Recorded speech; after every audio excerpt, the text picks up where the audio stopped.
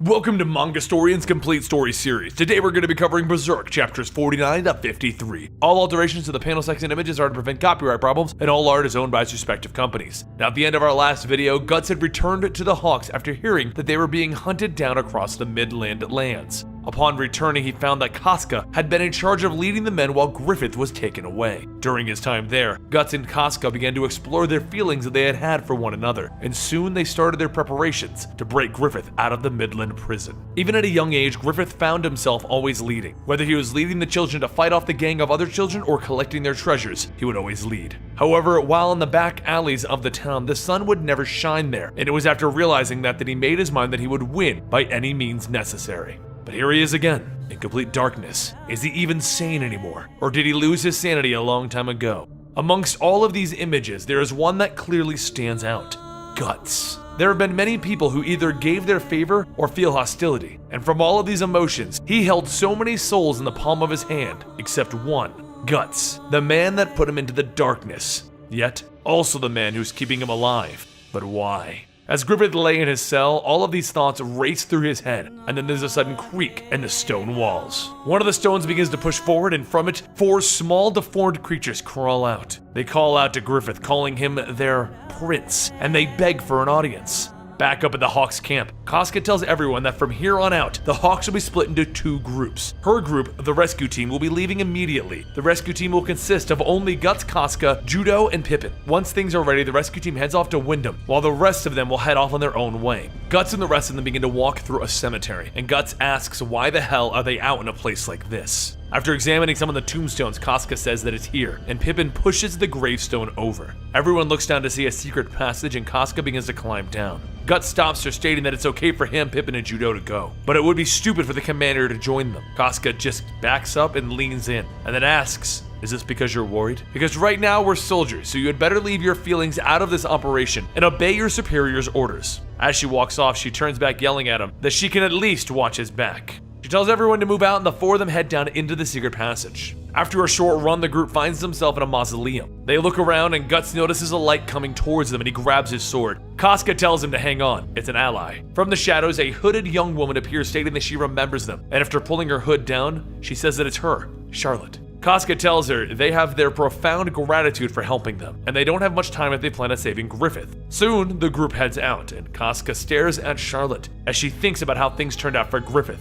Was this the person who was necessary for him to succeed, she thinks? But as she continues to think on that, she begins to feel some jealousy that it was her that Griffith needed. Charlotte tells everyone that she owes them an apology for the way that her father treated them and Griffith last year. She goes on stating that it all began the night that Griffith came to her room. Casca's heart begins to sink, and then two voices call out asking what they are doing. Guts and Judo start to draw their blade, and then the two guards realize that it's Charlotte. The guards tell her that she shouldn't be walking around this late, and then Charlotte's servant, Anna, pulls out a coin purse and tells the guard, how about they go check out the tavern? One of the guards mentions that they do have to protect that tavern. Once the guards leave, Charlotte begins to faint, and as everyone goes to catch her, she tells them that she might be a sheltered princess, but Griffith gave her the power to do these things. Casca looks at her, and then Guts puts his arm around her, asking if they want to hold hands. Casca pushes him away, and as Guts turns back, he feels a tug at his cloak, and when he looks back, he sees Casca holding onto it. After a little more walking, the group finally reaches to where they're holding Griffith, the Tower of Rebirth. Judo tells everyone that amongst all of the towers in Midland, this is the highest and the oldest. It's also said that this tower was here even before Midland was founded, but nobody knows why it was built. Charlotte then adds that there is a subterranean part of the tower that has been used for prisoners, and that Griffith is being held on the lowest floor. Casca then tells Charlotte thank you for helping them, but she can no longer follow them down into the prison. Judo stops Casca for a moment and whispers, "It might be a good idea to bring her. She could make a good hostage." Casca tells him to stop messing around. They can't do that, and as the two further discuss it, Charlotte steps between them and says that she has a favor to ask. She would like to come with them down below.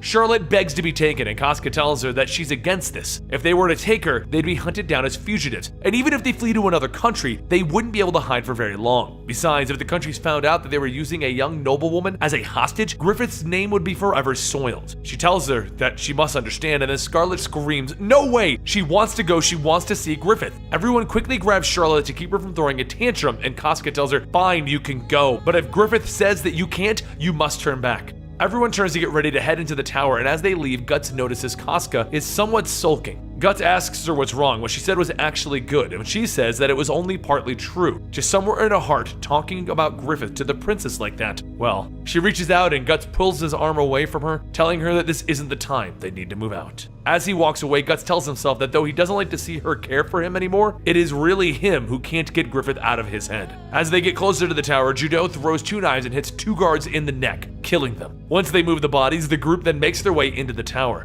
Back over at the Hawks camp, Rickett notices everyone in somewhat high spirits at the thought of Griffith finally returning back to them. He heads over to fetch some water, and as he drops the bucket into the water, he sees something out in the distance. The light begins to flutter around, and then he finally sees the image of a fairy. The fairy starts zipping through the woods, and as it fades, Rickett hears something else coming from the camp. He begins running back to the camp, thinking that it could be an enemy attack, but when he gets there, he sees the entire camp empty.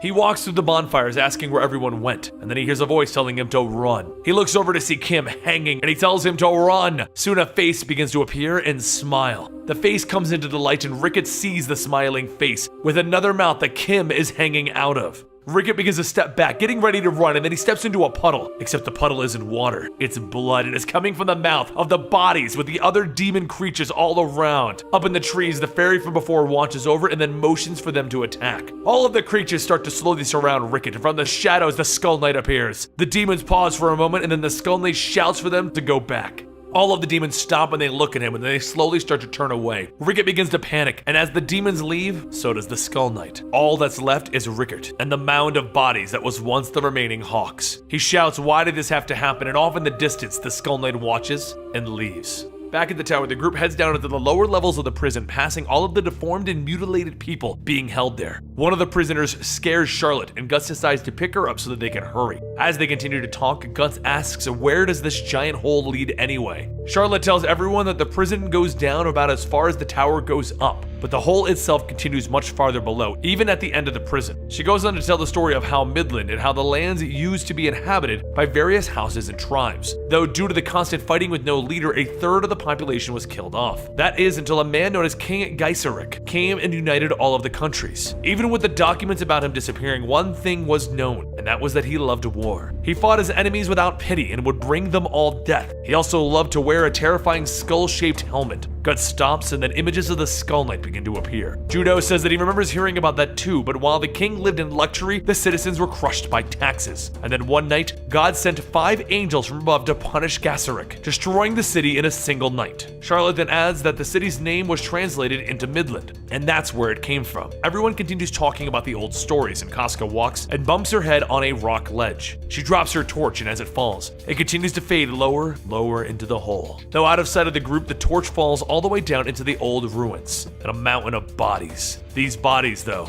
all bear a strange marking on their foreheads. The group pushes further down, and Guts notices something behind them. Through the shadows, a small shadowy figure follows, but far enough to where Guts tells everyone that it was nothing. Soon the stairs begin to end, and everyone sees a single door at the lowest level. Using the keys from the guards they killed outside, Casca slowly opens the locked door and shines the lamp in. They walk further into the cell, and Guts says that he sees someone. And he starts to see a mutilated body on the ground, and he recognizes the helmet, and he calls out to Griffith. The story's about to take some very dark turns. Subscribe to the channel for more Berserk coming to you weekly here at Mangastorian, and follow us on Twitter for daily updates as to what's happening with the channel at Mangastorian. I'll see you next time right here.